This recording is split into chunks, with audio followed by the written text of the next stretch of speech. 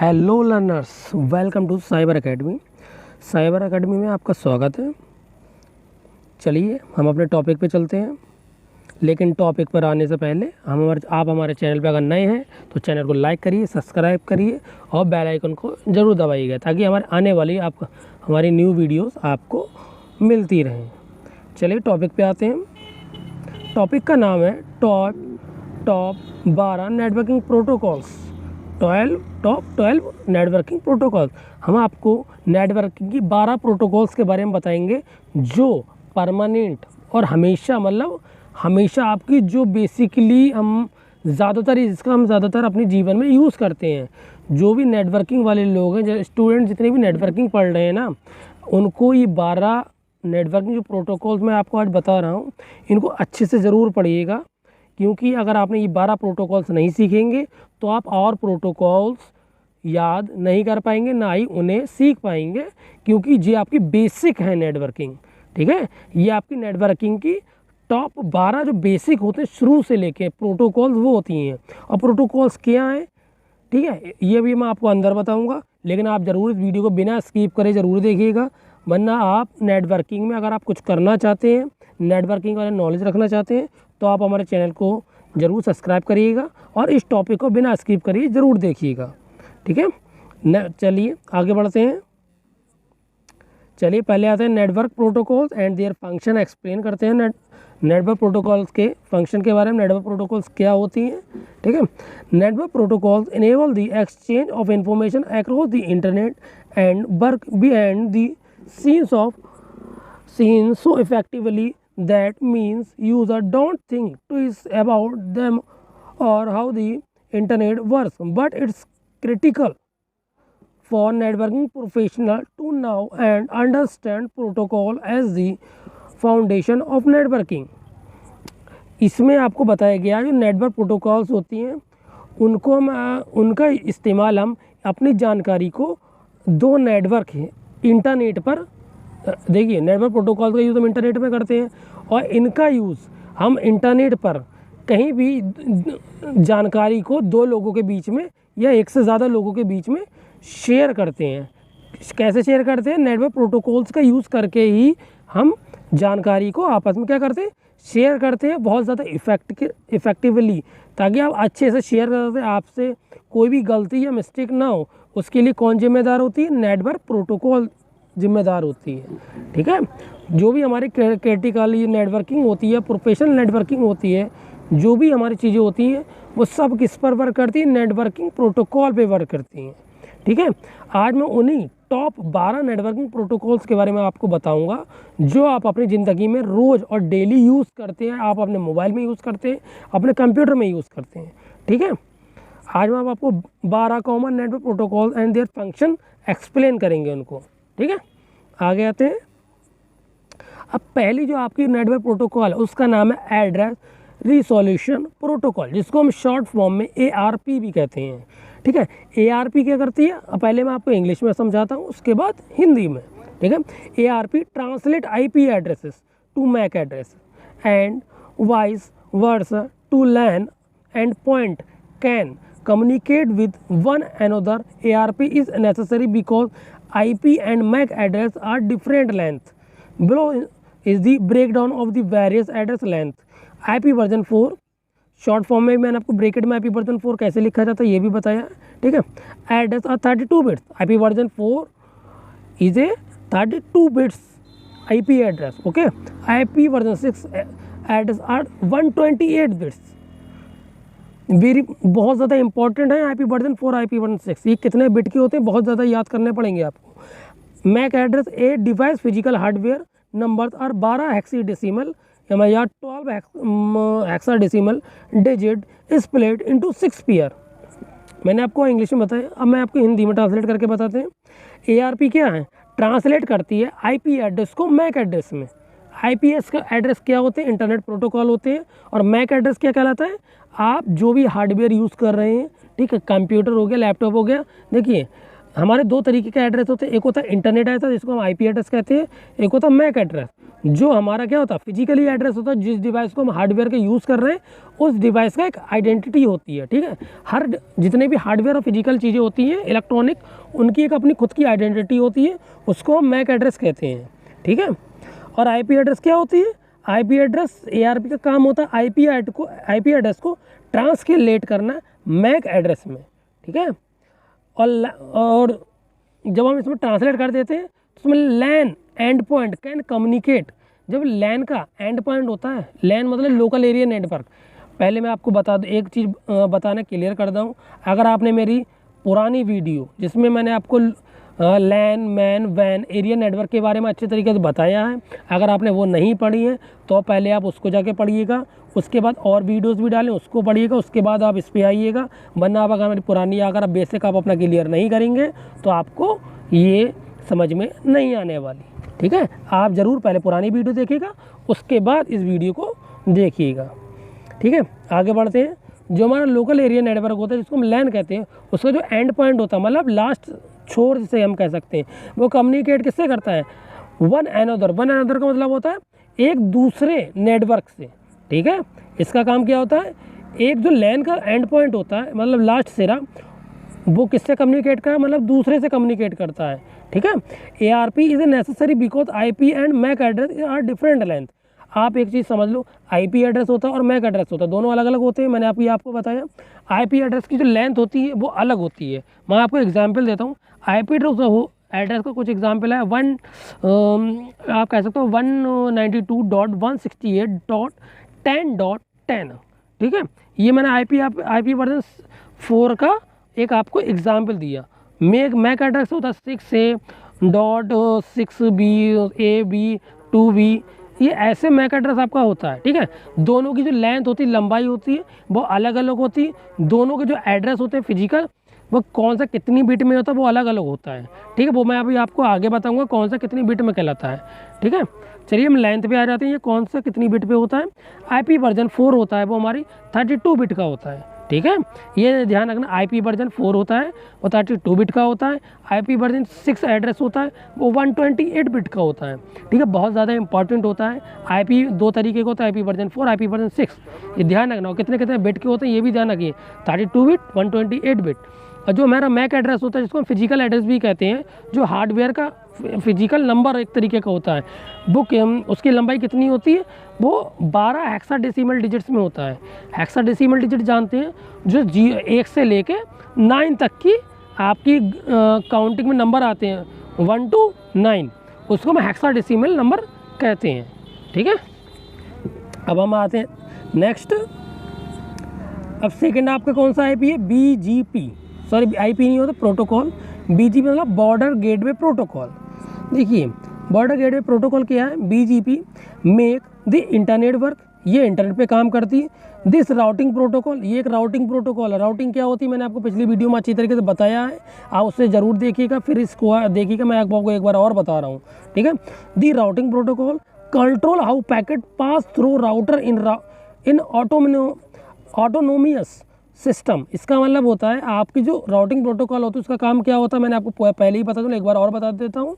Routing protocol क्या control करती है पैकेट को, ठीक है, पास करने के लिए। देखिए जो पैकेट्स क्या होते हैं वो भी मैंने आपको पिछली वीडियो में बताया, आप जरूर देखिए। जब पैकेट्स को मतलब डेटा आपका जब एक जगह से दूसरी जगह जाता है राउटिंग करके मतलब राउट होके, तो उसको पास करने के लिए हमें BGP प्रोटोकॉल की आवश्यकता होती है, ठीक है। पैकेट्स को एक जगह से दूसरी जगह करने के लिए जगह BGP प्रोटोकॉल भी राउटिंग का काम करती है। वो राउट करके एक जगह से दूसरी जगह आपको भेजेगी, तो आपको पास वही करेगी। बिना आप BGP प्रोटोकॉल के आपका कोई भी पैकेट क्या होगा, पास नहीं होगा, वहाँ पर फेल हो जाएगा, ठीक है। अब आगे बढ़ते हैं। वन और multiple network run by a single organisation और प्रोवाइडर। एक या एक से ज़्यादा जो नेटवर्क होते हैं वो रन करते हैं किसमें? एक सिंगल ऑर्गेनाइजेशन, एक सिंगल नेटवर्क कह सकते हो आप, ठीक है। And connect to different network, और ये अलग अलग नेटवर्क में कनेक्ट होते हैं।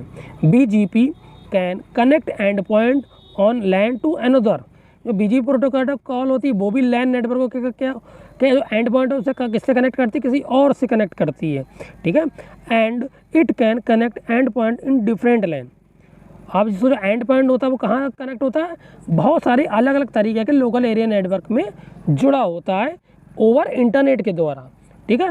इंटरनेट के द्वारा ही आप किसी भी नेटवर्क को यूज़ कर सकते हैं। इंटरनेट के द्वारा ही बहुत सारे लैन इसमें जुड़े होते हैं जिनका एंड पॉइंट आपस में जुड़ा होता है, ठीक है।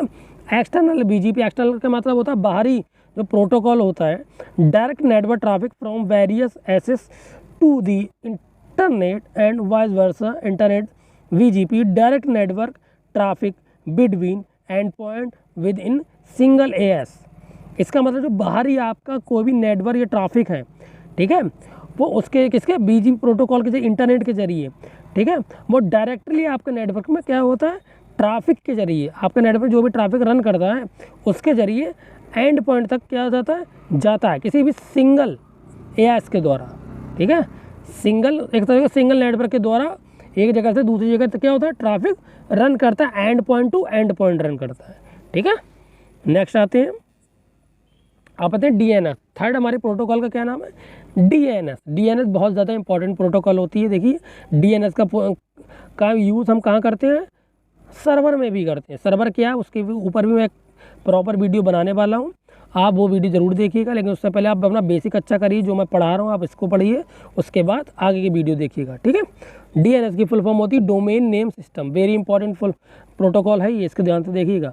DNS is a database and include a website domain name and it corresponding IP address. People use a domain name to access website where device use an IP address to locate a website. DNS translate the domain name into IP address and these translation are included within the DNS server can cache DNS data which is required to access the website. DNS also include the DNS protocol which is within the IP suite and details and specification. DNS uses to translate and communicate.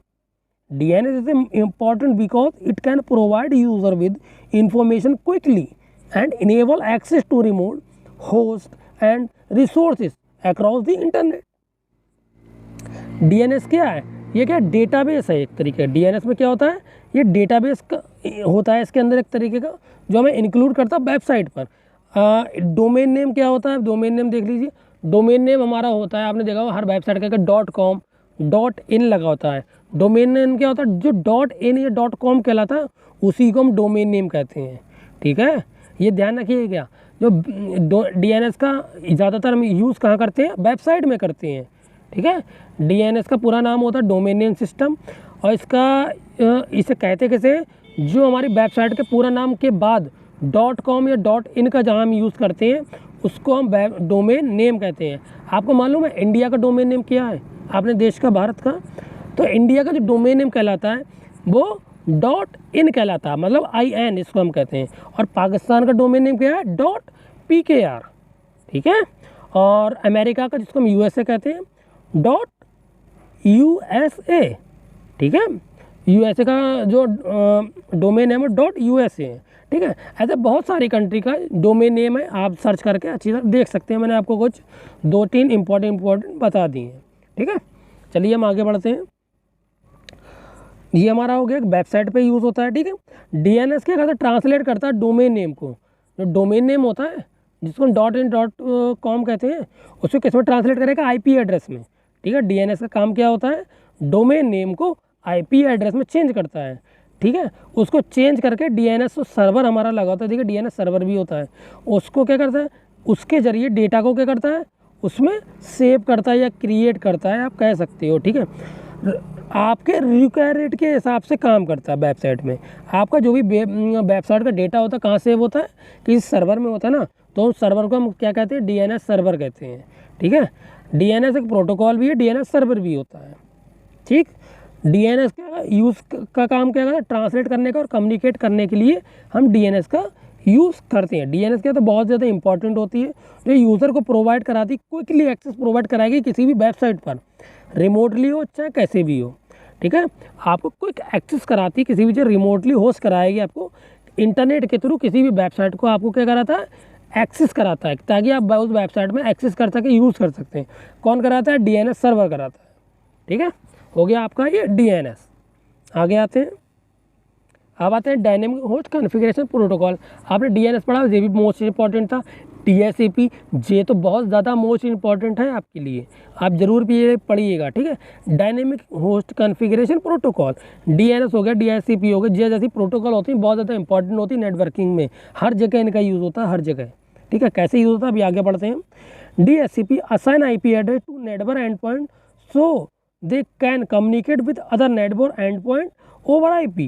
Whenever a device join a network with a DHCP server for the first time, DHCP automatically assign the new IP address and continues to do so each time a device move location one network. When a network connect to a network, DHCP handshake take place. In this handshake process, the device and DHCP server communicate using the following step. The device establishes a connection, the server receives the connection and provide available IP address, the device requests an IP address, the server confirm the IP address to complete the process. चलिए इसमें बताते हैं आपको क्या है इसे। DHCP क्या करता है, आप सोचो डायनेमिक और होस्ट कॉन्फ़िगरेशन प्रोटोकॉल भी होती है, DHCP एक सर्वर भी होता है।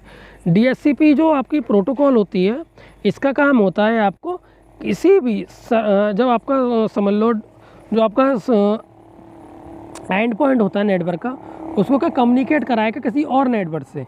ये ध्यान रखिए, DHCP का काम क्या है, आपके जो नेटवर्क का कोई भी नेटवर्क हो, IP एड्रेस तो क्या पहले आप बोले DHCP में भी एक IP एड्रेस होता है, ठीक है। DHCP में भी जो आपके नेटवर्क का IP एड्रेस होगा, उसको नेटवर्क के आपका जो नेटवर्क आप जो यूज़ कर रहे हैं, चाहे लैन वैन कैसा भी हो मैन, उसका जो नेटवर्क का एंड पॉइंट होगा, जो सिरा जिसको हम कहते हैं, उसको कम्युनिकेट कराएगा अदर नेटवर्क से, ठीक है। फिर उस नेटवर्क का एंड पॉइंट कराएगा ओवर IP के ज़रिए। IP के ज़रिए ही आप किसी अदर नेटवर्क में कम्युनिकेट कर सकते हैं। मैंने आपको पिछली प्रोटोकॉल में भी आपको बताया है, ठीक है। आप जब फर्स्ट टाइम इस DHCP का क्या, जब आप फर्स्ट टाइम इसका अगर यूज़ करेंगे तो ये DHCP का फर्स्ट टाइम जो यूज़ करता है, इसका जो फर्स्ट टाइम आप अगर यूज़ करेंगे तो ये ऑटोमेटिक आपको न्यू IP एड्रेस प्रोवाइड कराएगा, ठीक है। कुछ नेटवर्क में आपका पुराना IP एड्रेस यूज़ होता रहता है, ठीक है। लेकिन DHCP सर्वर ऐसा होता है, आपको न्यू क्या IP एड्रेस असाइन कराने का काम करता है, मतलब प्रोवाइड कराएगा न्यू IP एड्रेस अगर आप DHCP सर्वर या DHCP प्रोटोकॉल का यूज़ करेंगे, ठीक है। आपकी जो लोकेशन होगी, कोई भी कुछ भी होगा, वो आपको उसके according new IP address provide कराएगा, ठीक है। DHCP जो होता है वो हैंडशेक करेगा आपको उस जगह, ठीक है। जब हैंडशेक प्रोसेस होती रहेगी, हैंडशेक प्रोसेस का मतलब बच्चा हाथ मिला ले, एक तरीका आपसे कम्युनिकेशन कर लेगा, ठीक है। DHCP सर्वर क्या कम्युनिकेट करेगा, किसके जरिए करेगा, वो स्टेप नीचे कर लिखे हुए मैं आपको बताता हूँ। दी डिवाइस एस्टैब्लिशिंग ए कनेक्शन, ठीक है। आप DHCP के जरिए अपना कहीं से भी कनेक्शन को इस्टेब्लिश कर सकते हैं, मतलब कनेक्शन बना सकते हैं किसी भी नेटवर्क से, किसके जरिए, DHCP के जरिए। दी server receive the connection and provide available IP address. और ये सर्वर क्या है, DHCP सर्वर भी होता है, मैंने आपको बताया। DHCP सर्वर क्या करेगा, आपको रिसीव कराएगा किसी भी कनेक्शन के जरिए प्रोवाइड करेगा क्या, IP एड्रेस प्रोवाइड कराएगा। मैंने अभी आपको बताया था कि ये ऑटोमेटिक आपको न्यू IP एड्रेस देता है, ठीक है। The device request in IP address, ये डिवाइस क्या करता है, आपके लिए नए IP एड्रेस के लिए रिक्वेस्ट डालेगा कि जो भी हमारे यूज़र उसको नया यूज़ करने वाला, उसके लिए नया IP एड्रेस उसको चाहिए, तो ये रिक्वेस्ट एक सेंड कर रहा है सर्वर को कि हाँ इसको एक IP एड्रेस चाहिए। प्रोटोकॉल का काम क्या होता है, DHCP सर्वर को रिक्वेस्ट करना कि हाँ इसको एक नया IP एड्रेस चाहिए, तो सर्वर क्या करेगा, आपको एक नया IP एड्रेस बना के देगा, ठीक है। The server confirm the address to complete the process. जब आपको सर्वर IP एड्रेस प्रोवाइड करा देगा, उसके बाद जो आपकी प्रोसेस अभी चल रही है वो क्या हो जाएगी, कंप्लीट हो जाएगी, ठीक है। DHCP और DHCP ये सब क्या बहुत ज़्यादा इंपॉर्टेंट आपकी प्रोटोकॉल्स हैं, ठीक है। आप ये प्रोटोकॉल अच्छी से पढ़िए, इसके बाद मैं आपको न्यू प्रोटोकॉल्स के बारे में भी बताऊँगा, ठीक है। आप नेक्स्ट प्रोटोकॉल पे हम आते हैं, प्रोटोकॉल नंबर 5, जिसको हम कहते हैं FTP। ये भी बहुत ज़्यादा इंपॉर्टेंट है, आपकी file transfer protocol.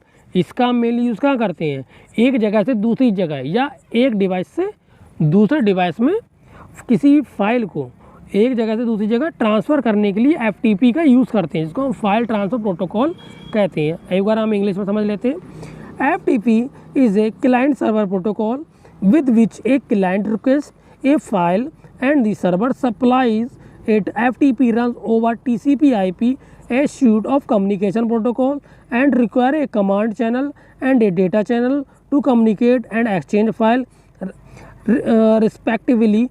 Client request files through the command channel and receive access to download, edit and copy the file among the action. Through the data channel, FTP has less popular and most system begin to the use HTTP for file sharing. However, FTP is a common network protocol for more private file sharing such as banking. अब क्या होता है, file मैंने आपको बताया FTP का काम क्या होता है। कोई भी एक क्लाइंट सर्वर होता है, ठीक है, उसके क्लाइंट सर्वर दूसरे क्लाइंट सर्वर को क्या फाइल ट्रांसफ़र करना या कोई भी डेटा ट्रांसफ़र करना वो FTP के अंतर्गत आता है। FTP TCP और IP प्रोटोकॉल का भी यूज़ करती है, जिसको हम IP प्रोटोकॉल मैंने अभी आपको बताया है, उसका भी यूज़ करती है कम्युनिकेशन के लिए। FTP इन दोनों का दो प्रोटोकॉल का और यूज़ करती है साथ में, ठीक है। क्योंकि आपको कोई भी कमांड लगा, देखिए क्लाइंट जो कमांड देता है उसके पे बेस होता है, ठीक है। आपने जिस चैनल के ज़रिए कोई भी कमांड दी है डेटा, ठीक, उसी के ज़रिए फाइल आपसे एक्सचेंज करेगा, ठीक है। आपका के क्लाइंट होता है यानी हम या आप जो यूज़र उसको यूज़ कर रहे हैं, आपने इसको जो भी कमांड दी वो किसी भी चैनल के ज़रिए आपको क्या करेगा, वो एक चैनल के ज़रिए आपको क्या करेगा, कम्युनिकेट कराएगा, फाइल को एक्सचेंज कराएगा, ठीक है, रैपिडली और रिस्पेक्टिवली। उसकी रिस्पेक्टली भी आप जानते हैं क्या होता है मीनिंग। क्लाइंट के जरिए रिक्वेस्ट करेगा कि हाँ इनको एक फ़ाइल की ज़रूरत है, आपको कमांड देगा इनको एक फ़ाइल की ज़रूरत है, फाइल चाहिए, तो दूसरा क्लाइंट आपकी जब रिक्वेस्ट पड़ेगा आपको एक फाइल क्या होगा, सेंड कर देगा, उसकी कॉपी जो भी होगा आप उस फाइल को क्या करेंगे, कॉपी कर लीजिए, चाहे एडिट करिए चाहे उसको कॉपी करिए, कुछ भी करिए, वो आपके ऊपर डिपेंड करता है, ठीक है। FTP है जो FTP प्रोटोकॉल होती है बहुत ज़्यादा ग्रो लेस प्रोटोकॉल होती है, ठीक है। मतलब इसका ज़्यादा बहुत ज़्यादा यूज़ भी हो रहा है और यूज़ नहीं भी हो रहा है, लेकिन FTP का ज़्यादातर हम क्या यूज़ करते हैं। बहुत ज़्यादा मोस्ट पॉपुलर जो हमारी प्रोटोकॉल में से एक है FTP, ठीक है। System begin to use HTTP। Hyper text transfer protocol का भी हम इसमें थोड़ा सा यूज़ करते हैं HTTP। कैसे यूज़ करते हैं वो अभी हम आपको बताएंगे तो अब आपको पता चलेगा, ठीक है। फॉर फाइल शेयरिंग आप करते ही करते हैं, सभी जानते हैं। However FTP is a common network protocol, मैंने आपको देख बहुत ज़्यादा कॉमन नेटवर्क प्रोटोकॉल है जो इसका हम प्राइवेटली यूज़ करते हैं अपने कामों के लिए। इसका किसी नेटवर्क में यूज़ भी होता ही होता है, हम अपने लिए यूज़ भी इसका यूज़ करते हैं कि इसका काम क्या होता है, किसी भी फाइल को शेयर करने की जगह से दूसरी जगह, चाहे वो बैंक हो चाहे आपका कोई ऑफिस हो, ठीक है। अब सेक्स आते हैं जिसको हम HTTP कहते हैं। अभी मैंने आपको पीछे बताया क्या है, अभी आपको सही से बताऊंगा। इसकी फुल फॉर्म होती है हाइपर टेक्स्ट ट्रांसफ़र प्रोटोकॉल, जिसको हम HTTP भी कहते हैं। Like HTTP is a file sharing protocol. जो हमारा HTTP होता है और FTP होता है दोनों का एक ही काम होता है, फाइल्स ट्रांसफ़र प्रोटोकॉल्स कहलाती है, क्योंकि दोनों की दोनों फाइल ट्रांसफ़र करती हैं किसके ज़रिए, TCP/IP के ज़रिए। बट HTTP होती primarily work over web browser and is commonly recognise for most user. जो HTTP होती है वो प्राइमरी कहाँ काम करती है, वेब ब्राउज़र पे आप काम करते हैं, जैसे क्रोम ब्राउज़र हो गया, ओपेरा हो गया, इन पे यूज़ करती है कॉमनली। इसका क्या ज़्यादातर यूज़र इसी पर इसका यूज़ करते हैं, ठीक है। When a user enter a website domain and aims to accept it, HTTP provide the access HTTP connect to the domain server and request the site HTML। इसका मतलब है जो आपकी HTTP प्रोटोकॉल होती है वो आपको क्या एक वेबसाइट पे असाइन कराएगी, एक डोमेन से असाइन कराएगी, ठीक है। सर्वर को रिक्वेस्ट करेगी एक साइल किसकी फॉर्म में, HTML की साइट। HTTP का हाइपर टेक्स्ट ट्रांसफ़र HTTP से ही HTML बनी होती है, ठीक है। जब HTTP से आप कोई भी चीज़ किसी डोमेन या किसी सर्वर के द्वारा सेंड करेंगे तो किस में साइड में, जब वेबसाइट में पहुंच जाएगी तो किस में चेंज हो जाएगी, HTML में, ठीक है। Which is the code and structure and display the page design. जब आप HTML की फॉर्म में जाता है तो आपका जो भी डेटा होगा मैटर होगा किस में चेंज हो जाएगा, उसका एक स्ट्रक्चर बन जाएगा, किसका, एक कोड की फॉर्म में आ जाएगा, कोड की फॉर्म में, ठीक है।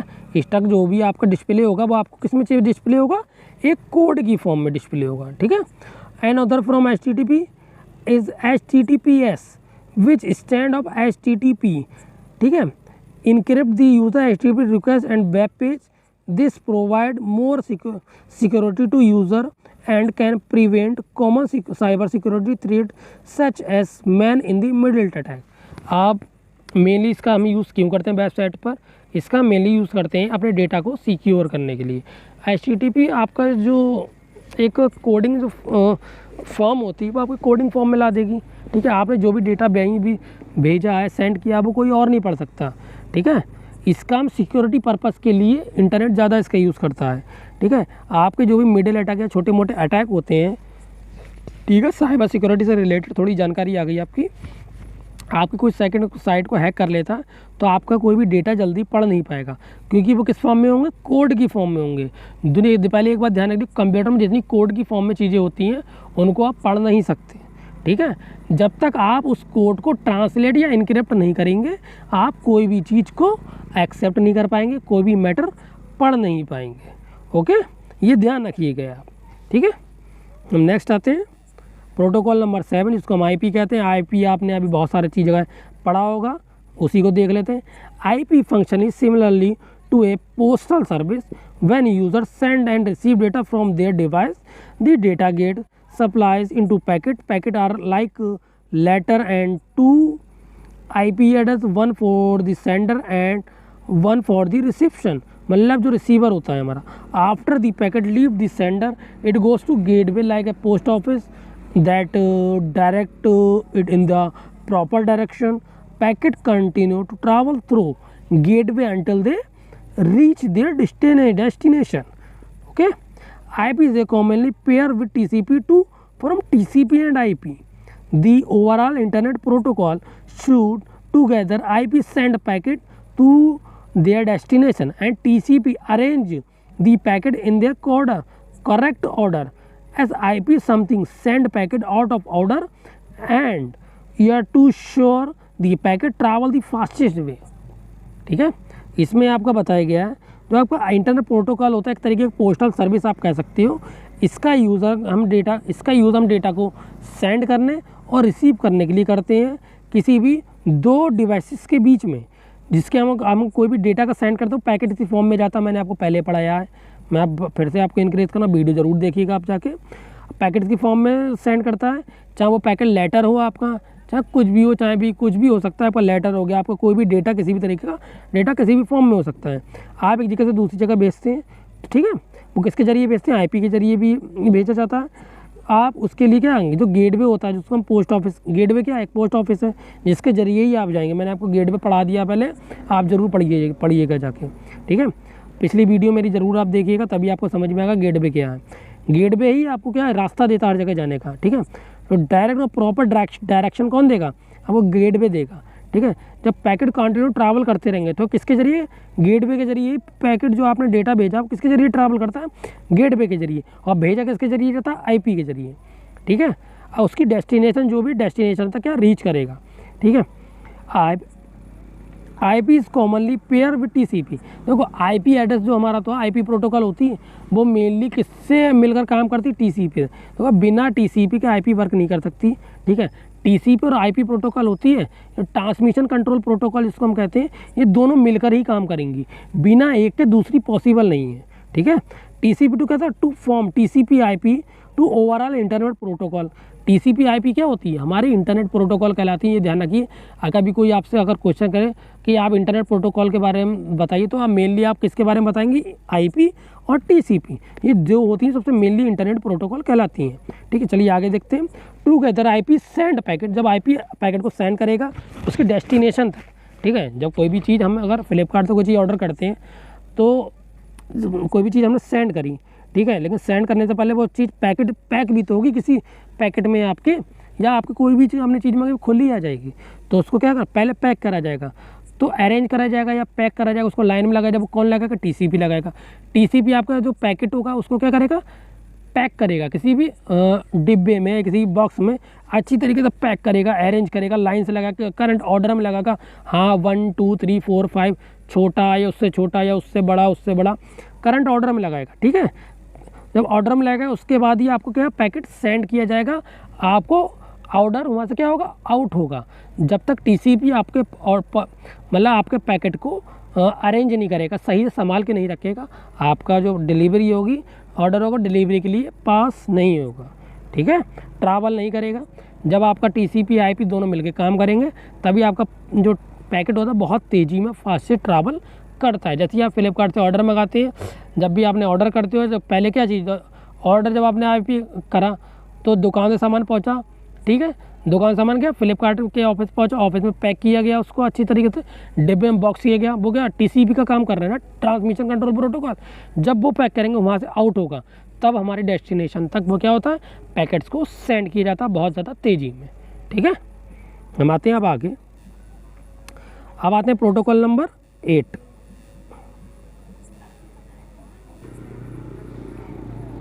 Open shortest path first, OSPF short form में हम इसको कहते हैं OSPF। देखिए OSPF भी बहुत ज़्यादा इंपॉर्टेंट, देखो मैंने जितनी आपको प्रोटोकॉल पढ़ा रहा हूँ 12, ये सभी इंपॉर्टेंट हैं, इतनी ज़्यादा इंपॉर्टेंट हैं।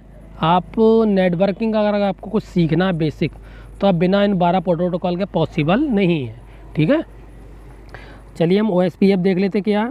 वर्क विद IP, ये IP के साथ काम करता है। ठीक है, to send packet to their destination, packet को जब सेंड करते हैं उसके डेस्टिनेशन तक पहुंचाने के लिए किसकी ज़रूरत होती है, ओपन शॉर्टेस्ट पाथ फर्स्ट। ठीक है, OSPF का हम यूज़ करते हैं। IP एम, एम में से आप जानते हैं क्या होता है, IP एम करेगा to send packet on quick route possible. ठीक है, ये क्या करेगा, आपका जो भी रूट होगा उसको बहुत ज़्यादा क्विक करेगा, बहुत ज़्यादा पॉसिबल, जितना अच्छा पॉसिबल आपका रूट बनेगा उस रूट के लिए पॉसिबल आपको क्या भेजेगा। ठीक है, OSPF is design to accomplish OSPF open the shortest और quickest path first for packet. OSP का मेन काम क्या होता है, आपका जो भी पैकेट आपका डिलीवरी होगा उसके लिए सबसे बेस्ट पाथ और सबसे शॉर्टकट और अच्छा रास्ता ही चुनेगा आपके लिए ये। ठीक है, इसका काम क्या हो, आप सबसे अच्छा बेहतर रास्ते को चुनना। It also update routing tables, update, ये राउटिंग टेबल्स को क्या करेगा, अपडेट करता रहेगा। आपने देखा जब भी आप अपना पार्सल जब मंगाते हैं तो आपके पे फ्लिपकार्ट पे जब डिलीवरी से आउट हो जाता है वहाँ से, तो आपको दिखाता है कि आपका पार्सल कहाँ पहुँच गया, लखनऊ आ गया, ठीक है, मथुरा है, नोएडा है, कहाँ आपका पार्सल बड़ा आप देख सकते हो ना मोबाइल के ज़रिए।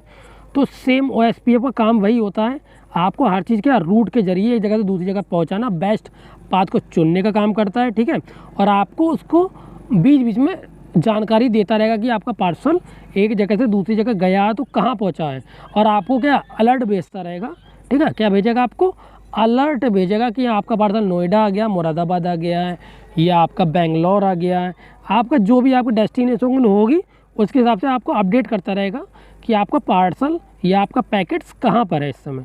ठीक है, ये आपको अलर्ट ज़रूर देगा।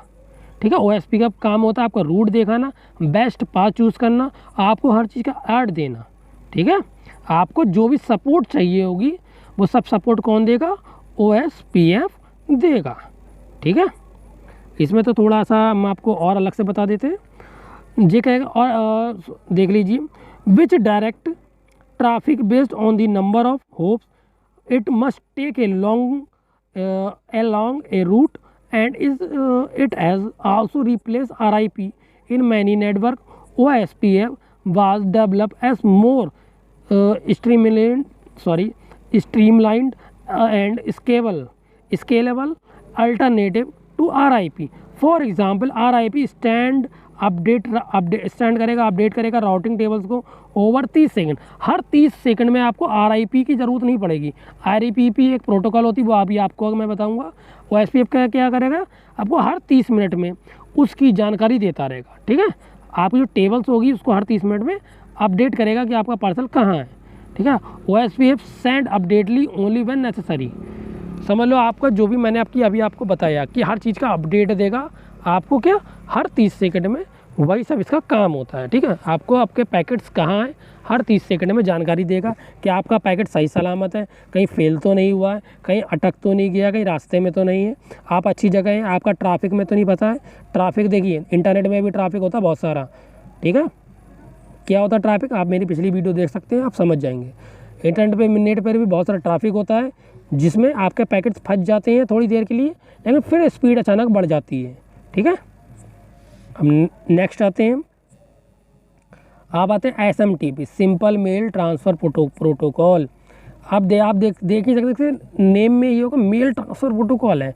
मतलब ये कुछ एक तरीके का, हर तरीके मेल या ईमेल हमारे उनको समझ लो कंट्रोल करने का काम करती है। SMTP का मेल काम क्या होता है, ये दुनिया की सबसे मोस्ट पॉपुलर ईमेल प्रोटोकॉल है, जिसका ज़्यादातर दुनिया में लोग यूज़ करते हैं। हर कंपनी इसका यूज़ करती है SMTP का, समझ लो। ईमेल, जीमेल, गूगल मेल, जितनी भी ईमेल मेल होती हैं उन सब में SMTP का यूज़ होता है। ये क्या है, is a part of the TCP/IP। ये भी TCP/IP का काम होता है, क्योंकि ये सेंड करता है मैसेज। लेकिन वहाँ प्रोटोकॉल इसमें कौन सी यूज़ होती है, SMTP यूज़ होती है। आप कोई भी एक क्लाइंट, ठीक है, या फिर कोई यूज़र किसी ईमेल के जरिए कोई भी मैसेज सेंड करता है एक जगह से दूसरी जगह तक, ठीक है, या कुछ कंपनी या कोई ईमेल, तो भाई मैसेज करता है तो क्लाइंट से कहाँ जाएगा, ईमेल सर्वर जाएगा। ईमेल सर्वर जब इसको रिसीव करेगा तब वो SMTP क्या करेगा, उसको क्लाइंट सर्वर तक मैसेज को क्या करेगा, रिसीव कराएगा। क्लाइंट सर्वर तभी रिसीव करेगा, ठीक है। Just how client send message, just how client send message, जब क्लाइंट मैसेज सेंड करेगा तभी जो हमारा ईमेल सर्वर होगा वो उसको रिसीव करवाएगा। किसको रिसीव कराएगा, रिसीवर को, ठीक है। SMTP रिक्वायर्ड इसमें रिक्वायर्ड प्रोटोकॉल इंश्योर ईमेल, ये आपकी जो इसका काम होता है आपके ईमेल को इंश्योर करना कि आपका मेल सही सलामत पहुंचा है या नहीं पहुंचा, या किसी ने आपका ईमेल को हैक कर लिया, या आपके ईमेल को किसी और ने तो नहीं पढ़ा, थर्ड पार्टी ने, ठीक है। ये आपको क्या सही सलामत हर चीज़ पहुंचाएगा। आप इसमें कुछ भी नहीं कर सकते। सबसे ज़्यादातर कंपनी हर चीज़ मेल में ही काम क्यों करती हैं पता है, क्योंकि ईमेल कोई पढ़ नहीं सकता। मेल क्या होता है, सिक्योर कहलाते हैं एक तरीके के। एक कंपनी दूसरी कंपनी जो मेल करती है वो सिक्योर होते हैं, उन्हें जल्दी कोई पढ़ नहीं पाता है, ठीक है। इसलिए ज़्यादातर कंपनी क्या होती हैं, मेल का ही यूज़ करती हैं, ठीक है। विद पोस्ट ऑफिस प्रोटोकॉल 3 और इंटरनेट मैसेज, ठीक है। POP भी प्रोटोकॉल और पोस्ट ऑफिस जो 3 प्रोटोकॉल होती है वो इसमें यूज़ होती है। इंटरनेट मैसेज एक्सेस करेगा protocol which control how email server receive email message. वही सेम इसमें भी है कि आपका जो ईमेल सर्वर होगा, जो भी आप मैसेज सेंड करेंगे उसको रिसीव करेगा, फिर आपका रिसीव करे हुए मैसेज को रिसीवर तक भेजेगा, उससे रिसीव कराएगा, ठीक है। हम आगे आते हैं, अब आ जाते हैं टेलनेट। इंपॉर्टेंट बहुत ज़्यादा ये भी है। Telnet is design for remote connectivity. देखिए टेलनेट का जो मेनली हम यूज़ कहाँ करते हैं, इसको मेनली डिज़ाइन करना गया था रिमोट कनेक्टिविटी के लिए।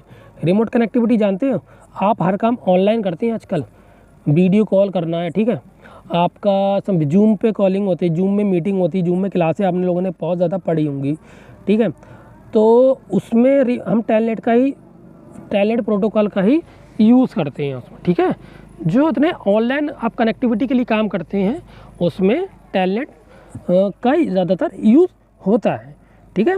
इसमें आपका एंड पॉइंट हो जो भी होता है नेटवर्क का, वो होस्ट मशीन करेगी। होस्ट क्या होता है, जो भी इसको चला रहा है, ठीक है, इनेबल करेगा आपको रिमोट सेशन को। टेलनेट क्या करेगी, प्रमोट करेगी, किसे करेगी, आपको, user at the remote and point. Remote का जो लास्ट पॉइंट होता है उसको लॉग ऑन करना है, ठीक है।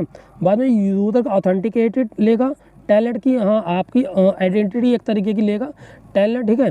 फिर उसको देगा end point access to the network में एक्सेस कराने के लिए नेटवर्क को जब आपकी आईडी भेज देगा, उसके बाद आप जो होस्ट है, कंप्यूटर होस्ट कर रहा है, वो उसको एक्सेस कर पाएगा।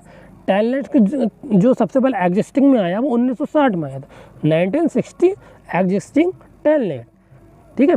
And was arguable the first draft on the modern internet. Modern internet में इसका पहला जो युग स्टार्ट हुआ, या पहला इसका जो यूज़ हुआ वो 1960 में हुआ था, ठीक है। मॉडर्न इंटरनेट का शुरुआत हमारी 1960 से हुई है। However telnet lack sophisticated security protection. Telnet में एक दिक्कत बहुत बड़ी है, ये लैक करती है कहाँ पर, जहाँ पर सिक्योरिटी की बात आ जाती है, ठीक है। इसमें आपकी सिक्योरिटी थोड़ी कम रहती है। कोई भी आके बहुत जल्दी आसानी से आपकी क्या मैसेज को पढ़ सकता है, चुरा सकता है, ठीक है। ये थोड़ा इसमें लैक है टेलनेट में, ठीक है। Modern communication and technology so it's commonly use any more. जो मॉडर्न आजकल की टेक्नोलॉजी हैं वो इसका यूज़ काम करती हैं, वो और ज़्यादा और चीज़ों को ज़्यादा यूज़ करते हैं। जैसे आपका जूम मीटिंग हो गया, बहुत सारे एप्लीकेशन आते हैं जिनका हम यूज़ करते हैं ताकि हमें टेलनेट का यूज़ ना करना पड़े, जिससे हमारा सिक्योरिटी बनी रहे, ठीक है। अब हम आगे आते हैं, 11 ट्रांसमिशन कंट्रोल प्रोटोकॉल TCP, जो अभी मैंने आपको बहुत ज़्यादा पीछे पढ़ाई। TCP क्या है, ये आपको क्या मैंने अभी आपको पढ़ा, TCP का मेन काम होता है आपको हर चीज़ अरेंज कराने का काम करेगी। आपको दुनिया में कहीं चीज़ ना मिले, TCP का आप इंटरनेट IP का यूज़ करके, ठीक, जब आप IP का यूज़ करेंगे तभी TCP का प्रयोग कर सकते हैं। मैंने आपको बताया जब आप IP का यूज़ करेंगे तो TCP क्या करेगा, आपने गूगल पे लिखा व्हाट इज़ कंप्यूटर, तो आपके पास IP एड्रेस है तभी तो आप लिख पा रहे हो व्हाट इज़ कंप्यूटर।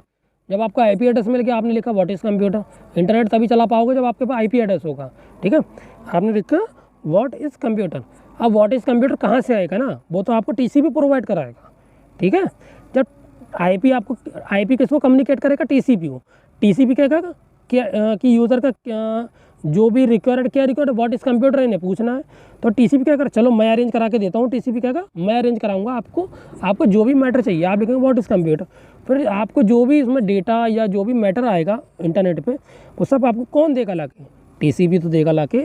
आपको पैकेट कौन डिलीवरी कराएगा, आपके डेस्टिनेशन है, TCP देगा ला के। ठीक है, एक जगह से दूसरी जगह जो भी हम चीज़ भेजते हैं तो उसके लिए कौन जिम्मेदार होता है, TCP जिम्मेदार होता है। ये मैंने अभी आपकी थोड़ी देर पहले भी बताया। ठीक है, ये आप समझ गए होंगे TCP क्या है। प्रोटोकॉल नंबर 12 पे आ गए हैं, जो हमारी आखिरी प्रोटोकॉल, मतलब प्रोटोकॉल नंबर 12। लेकिन उससे पहले हम थोड़ा TCP UDP का डिफरेंस चेंज देख लेते हैं। UDP भी एक प्रोटोकॉल है, वो अभी इसमें हमने बताई नहीं है, वो आपको नेक्स्ट हमारी वीडियो में पढ़ने को मिलेगी। ठीक है, देख लेते हैं UDP और TCP में क्या फ़र्क है। आइटम का नेम है TCP UDP, स्टैंड करती है ट्रांसमिशन कंट्रोल प्रोटोकॉल। UDP का फुल फॉर्म से यूज़र डेटाग्राम प्रोटोकॉल। अब आते हैं प्रोटोकॉल पे। प्रोटोकॉल क्या है, इसका प्रोटोकॉल क्या काम क्या, कनेक्शन ओरिएंटेड रहता है, ये कनेक्शन लेस होता है। ठीक है, security make check for error and reporting. TCP का काम होता है कोई भी दिक्कत प्रॉब्लम हो उसको चेक करेगी, अगर कोई एरर होगी तो उसको रिपोर्ट करने का काम करेगी। लेकिन UDP क्या करेगी, error checking but no reporting. UDP आपकी एरर चेकिंग तो करेगी, मैसेज में क्या दिक्कत है, लेकिन उसको रिपोर्ट नहीं करेगी, यहाँ बताएगी नहीं आपको। ठीक है, और TCP में डेटा जो स्पीड, हमें डेटा सेंडिंग की स्पीड होती है वो स्लो होती है, और UDP में फास्टर होती है। और आपके TCP का जो हेडर साइज होता है वो 20 बाइट्स होता है, और UDP में 8 बाइट्स होता है। हेडर फुटर क्या होते हैं वो मेरी पुरानी वीडियो में आप देखिएगा जाके। सेगमेंट्स में आ जाते हैं, सेगमेंट्स TCP में जाता है, एक्नॉलेजमेंट में जाता है, और UDP में नो एक्नॉलेजमेंट होता है। ठीक है, और टाइपिकल एप्लीकेशन में ईमेल होता है, और TCP में ईमेल, और UDP में VoIP का यूज़ करते हैं। ठीक है, हम ज़्यादातर कौन सी चीज़ का यूज़ करते हैं, TCP का यूज़ करते हैं, UDP का हम यूज़ नहीं करते हैं। ठीक है, अब आते हैं नेक्स्ट पे, यूज़र डेटाग्राम प्रोटोकॉल UDP। चलिए, मैंने दिए आपको बढ़िया प्रोटोकॉल, आप देख सकते हैं। UDP मैंने अभी आपको ठीक है बिल्कुल अभी बताई है। UDP क्या है, अल्टरनेट है, किसका अल्टरनेटिव है, TCP का। लेकिन TCP बेहतर है UDP से मेरे हिसाब से। अगर आप देखो तो स्पीड ज़रूर आपको फास्ट देगी, लेकिन मैं आपको बता दूं कि रिपोर्ट नहीं करेगी। अगर आपकी कोई भी दिक्कत आती है मैसेज में, दिक्कत तो उसने ढूंढ लेगी, हाँ आपके मैसेज में स्पेलिंग मिस्टेक है, कोई क्या दिक्कत है। ठीक है, लेकिन इसका मेन दिक्कत क्या है, आपको बताएगी नहीं, हाँ भेज देगी, गलत स्पेलिंग तो गलत स्पेलिंग भेज देगी आपको। ठीक है, सबसे बड़ा इसका डिसएडवांटेज ये होता है।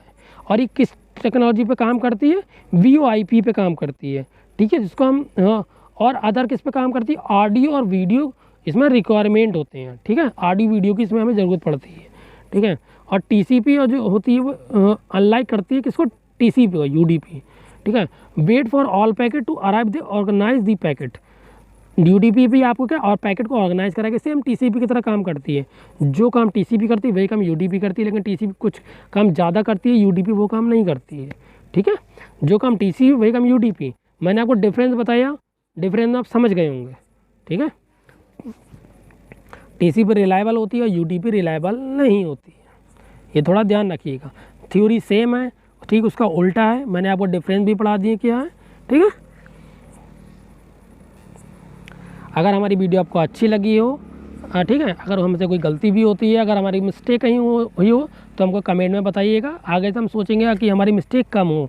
ठीक है, लेकिन उससे पहले हम थैंक्स फॉर वॉचिंग, चैनल को लाइक करिएगा, सब्सक्राइब करिएगा। Thank you.